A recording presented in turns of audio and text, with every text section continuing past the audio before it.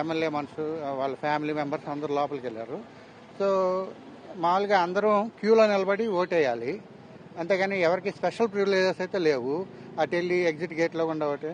So అందరూ క్యూలో వచ్చేయమని చెప్పాను. సో వాళ్ళ అనుయాయులతో వాళ్ళు వచ్చి ఆయన ఓటేసి బయటకు వచ్చిన తర్వాత వాళ్ళు చెప్పినట్టున్నారు.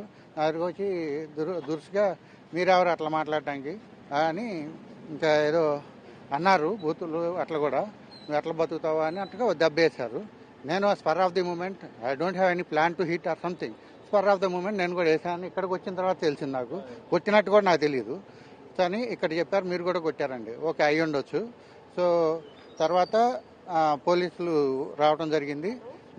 సార్ నేను ఓటేసే బయటకు వస్తానండి అని చెప్పితే వీళ్ళు పోలీసులు నన్ను ఎగ్జిట్ గేట్లో కూడా లోపలికి తీసుకెళ్ళి నా చేత ఓటేయించి మరలా బయటికి తీసుకొచ్చి, అంటే వీళ్ళు బయట వాళ్ళందరూ నన్ను అప్పటికే బాగా కొట్టేస్తున్నారు. ఇంకా మామూలుగా